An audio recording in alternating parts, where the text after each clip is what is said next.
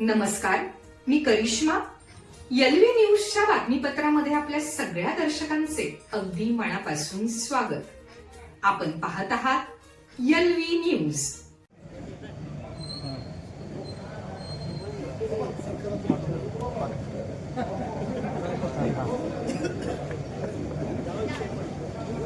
आज ढालगाव इथं या जिल्हा परिषद आणि पंचायत समितीच्या निवडणुकीच्या निमित्ताने आपल्याला 4 गोष्टी सांगाव्या म्हणून इथं येण्याचं प्रयोजन केलं आणि आपल्या पुढं 4 वैचारिक गोष्टी मांडाव्या अशी इच्छा झाली. बंधूंनो, ही निवडणूक या जिल्ह्याच्या दृष्टीने महत्वाची निवडणूक आहे. गेल्या 5-10 वर्षाच्या काळात बाहेरून आलेल्या एका शक्तीने या तालुक्यातील सगळ्यांची मनं करपून टाकली. पैशाच्या जोरावर माणसं कशी विकत घेता येतात असा सिद्धांत मांडून निवडणुकीची पद्धतच बदलली आणि त्याचा परिणाम हा अतिशय गंभीर या ठिकाणी आपल्याला समाजावर झालेला दिसायला लागला. मला तर व्यक्तिशः अशी भीती वाटते की काही दिवसांनी या समाजातली काही चांगली माणसं पूर्णपणाने राजकारणाच्या बाजूला निघतील. आता या राजकारणात भाग घ्यायचं काही कारण नाही आणि हे राजकारण आपल्याला जमणार नाही. पण ही चांगली माणसं जर बाजूला गेली तर खाली राहिलेला गाळ या संपूर्ण देशाला नष्ट केल्याशिवाय राहणार नाही. याची जाणीव आम्ही सगळ्यांनी ठेवली पाहिजे. आणि म्हणून मगाशी रावसाहेबांनी भाषण केलं. अतिशय स्पष्ट आणि स्वच्छ शब्दात आपल्या स्वतःला जाणीव झालेल्या कर्तव्याची तुम्हालाही प्रचिती दिली.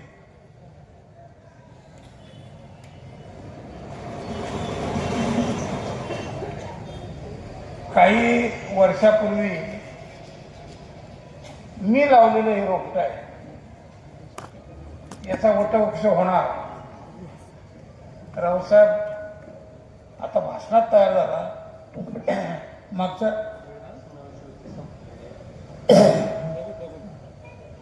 मागच्या काही दिवसात प्रशासकीय कामातही रावसाहेब तयार झाला.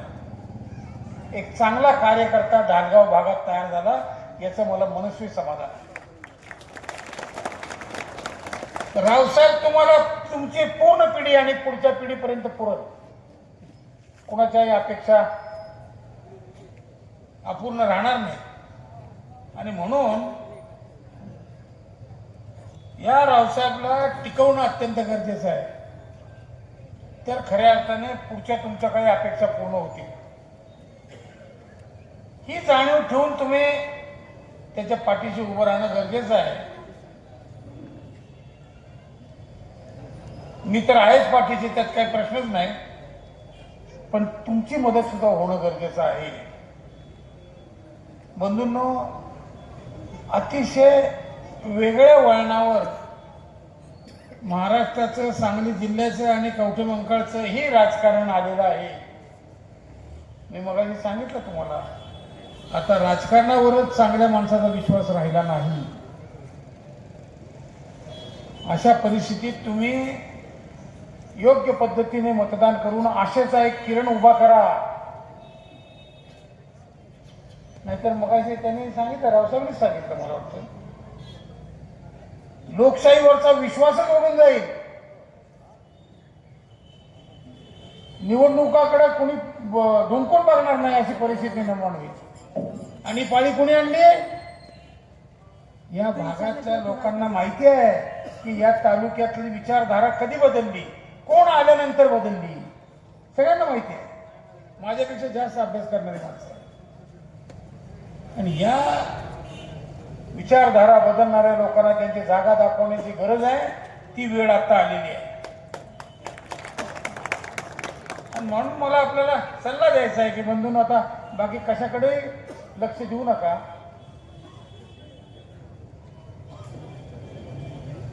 ₹2,000 लई झालं तर 8-10 दिवस 15 दिवस पुरते. परंतु एकदा माणसं जर नाराज होऊन बाजूला गेली तर पुन्हा 200 कोटी रुपये मिळवण्याची संधी तुमच्या नशिबातून निघून जाईल. हे लक्षात ठेवा. राजकारणाचा तुम्ही किती अनुभव घेतला मला माहित नाही, पण माझ्या अनुभव मी तुम्हाला सांगू इच्छितो की अशी कुठेतरी मतदानात परचुटन मिळालेली रक्कम ही जास्त दिवस पुरत नसते. कायमस्वरूपी हा सगळा समाज निरनिराळ्या रचनात्मक कामाच्या माध्यमातून बांधून ठेवून या समाजाची कायमस्वरूपी उत्पन्नाची सोय करण्याची तरतूद करणं हे राजकारण इथनं पुढच्या काळात आपल्याला करायचं आहे. आणि म्हणून आमच्या सोबतीला रावसाहेबसारखी चिकाटीची माणसं असणं गरजेचं आहे. डालगावकरांना माझी विनंती आहे, कवठे मंकाळ तालुक्यात गेली 30-35 वर्ष राजकारण चालू आहे. तुम्ही बघताय, माझी बरेच वेळा आपल्याला गाठ पडते, भेट होते, चर्चा होते. कोणत्या दिशेने राजकारण नेण्याचा प्रयत्न आमच्या संघटनेने केला आहे तुम्हाला चांगलं माहिती आहे. या पुढील काळातही अशा पद्धतीची सत्शील माणसं, संस्कृतीक्षम माणसं असतील तर हे मतदान हे रावसाहेबच्या पाठीशी खंबीरपणाने या ठिकाणी उभं करणं अत्यंत गरजेचं आहे. आणि म्हणून मी आपल्याला विनंती करतो की बंधूंनो, मी आत्ता बोलायला उभं राहिलो म्हणजे मला पुढचं एक गाव गाठायचं आहे. मी थोडक्यात आवरणार आहे, परंतु ढालगावला येऊन मी बोललो नाही असं व्हायला नको म्हणून मला उभं राहणं गरजेचं वाटलं. असो, फार भावनात्मक होत जाऊ नका. एखाद्या वेळेला अजितराव मी भाषण नाही केलं तर अजितराव काय बोलणार हे तुम्हाला चांगलं माहिती आहे. आणि त्या आधारे तुमची मतं तयार करत जावा. आता 4-5 दिवस राहिले मतदानाचे. कोणतरी येऊन कानात काहीतरी सांगेल ऐकू नका. माझी कळकळीची विनंती आहे तुम्हाला बंधूंनो. काही वर्षांनी तुम्ही हेच बोलणार आहे जे मी आज बोलतोय तेच. अनुभवांची माणसाला अक्कल येते आणि म्हणून त्या अकलेतून आम्ही शिकलो आणि ते तुम्हाला सांगितलं काय शिकलो ते. म्हणून 15-20 दिवस पुरणारी रक्कम एखादी घेऊन एखाद्या विचारवंत माणसाचं नुकसान करणं, जो आपला प्रतिनिधी होणार होता, हे पाप ज्या ठिकाणी घडते त्या ठिकाणी पुन्हा दुसरा विचारवंत तयार होणं कठीण आहे. आणि म्हणून मला तुम्हाला सांगायचं आहे की या निवडणुकीला तुम्ही सहजासहजी घेऊ नका. विचारधारा बदलणारी ही निवडणूक आहे आणि ह्या विचारधारेचे नवीन पाईक आपला, नवीन प्रतिनिधी आपला घडवण्याचं काम या निमित्ताने आपण करूया. आणि पुढील काळात या भागातील सर्व प्रकारचे कामं, मग ती गाव पातळीवरची असतील, व्यक्तिगत असतील, गावच्या सुधारणेची असतील, विकासाची कामं असतील किंवा या विभागातील जनसामान्यांच्या शेती सुधारण्याची कामं असतील, ही सगळी कामं करण्याच्या दृष्टीने एक प्रतिनिधी देण्याची ही वेळ आली आहे. आपण तो प्रतिनिधी प्रचंड मतदानाने विजयी करून पाठवा.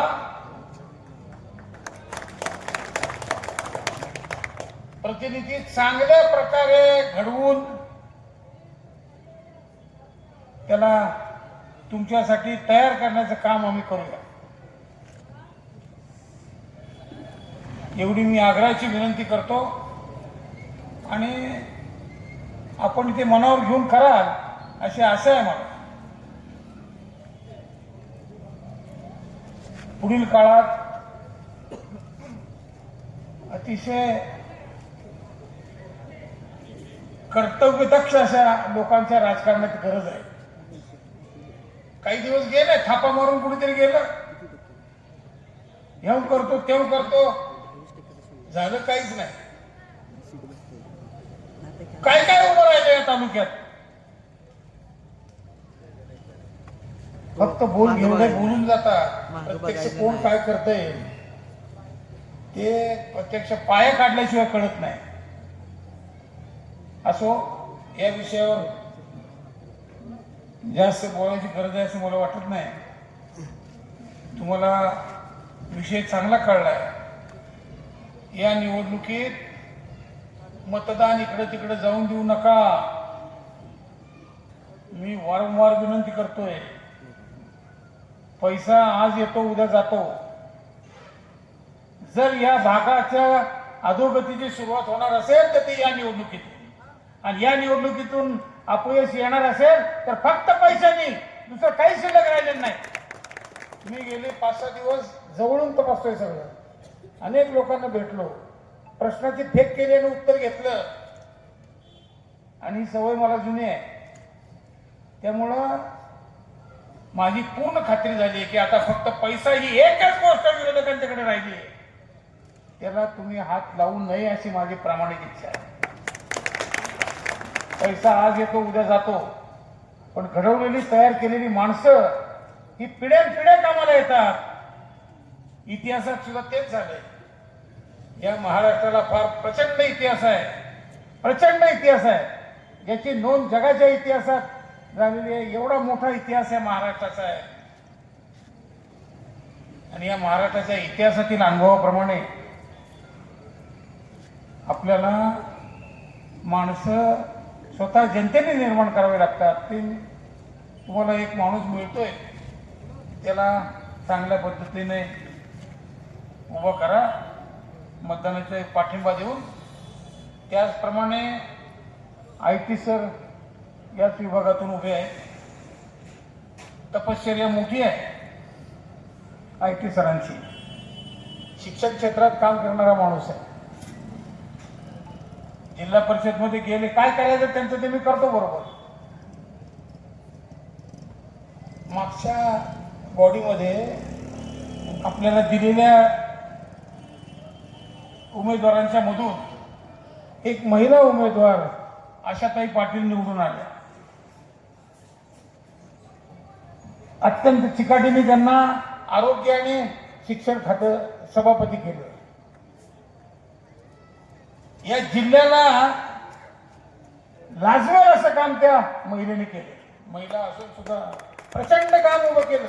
एक दवाखाना असा नाही का, एक शाळा अशी नाही की तिथं असं त्यांचं 5 बोटं उठली नाहीत आणि पाठी लागली नाही. संपूर्ण तालुक्यातील शाळांची परिस्थिती बदलून टाकली. संपूर्ण तालुक्यातील दवाखान्यांची परिस्थिती बदलून टाकली. असे कार्यकर्ते सांभाळणं, वाढवणं, त्यांना वाव देणं, हे काम खऱ्या अर्थाने सगळ्यात महत्वाचं आहे. आणि ते आपण करत चाललोय. असो, पुन्हा एकदा विनंती करतो की रावसाहेबांना, IT सरांना प्रचंड मतांनी विजयी करा.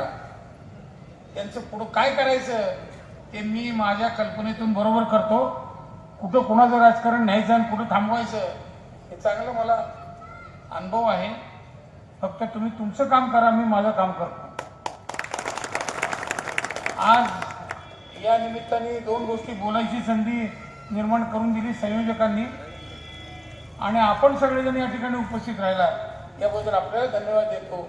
संयोजकांनाही धन्यवाद देतो. आणि मी या ठिकाणी थांबतो. जय हिंद, जय महाराष्ट्र.